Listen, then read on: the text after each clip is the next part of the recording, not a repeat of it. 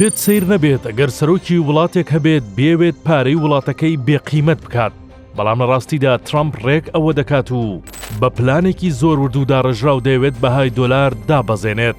لەوەش زیاتر دەیەوێت پێی چین ڕابکێشێت بۆ شوێنێک کە خۆی باش دەزانێت یاریتیا بکات. ئەمەی ترامپ دەیکات لە خۆڕانیە و چیرۆکەکە لە شوێنێکی ترەوە دەست پێ دەکات. لە ئەیلولی 1985 ئەمریکا و ژاپۆن و ئەڵمانیای ڕۆژاوا و فەڕەنسا و بەریتانیا لە هوتێل پلازا لە نیویۆرک کۆبوونەوە، هەموو لایەک ڕێکەوتن کە بەهای دۆلار بهێن نەخوارەوە.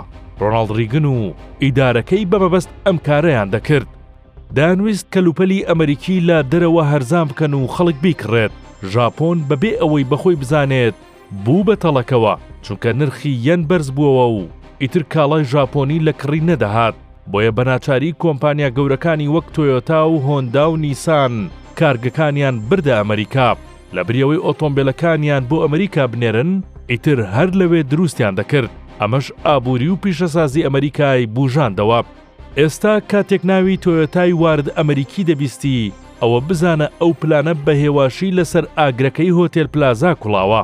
ترامپ دوای 41 ساڵ دەیەوێت هەمان مۆدێل دووبارە بکاتەوە، چونکە لە سەردەمی ئۆباما و بایدندا چین چەند شەقاوێکی گەورە کەوتە پێش ئەمریکا و وای کرد کوردهێنانی بازرگانی کاڵای ئەمریکا لەگەڵ چین بگاتە 295 ملیار دۆلار.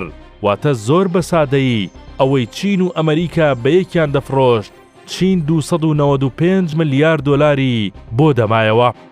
ترامپ ناهێڵێ بە ئاسانی ئەمە تێپەڕێ، بەڵام چین ئەزمونەتاڵەکەی ژاپۆنی بینیوە و دەزانێت بەرزبوونەوەی لە ناکاوی دراوەکەی سەری ئابوووریەکەی دەخوات، بۆیە پەنای بۆ زێر برد.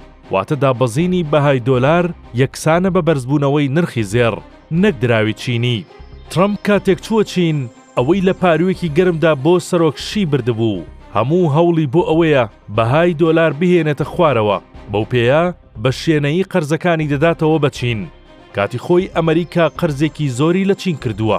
قەرزەکە بە دۆلار بووە و ئێستاش هەر بە دۆلار دەیداتەوە. ئەو دۆلارەی چەند ساڵێک پێش ئێستا قەرز کراوە، ئێستا هەمان بەهای نییە.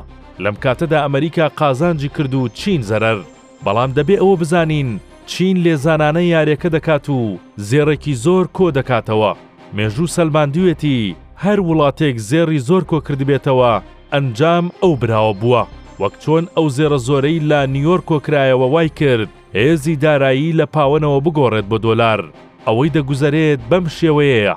ترامپ بەدەستی خۆی دەیەوێت بەهای دۆلار بهێنێتە خوارەوە.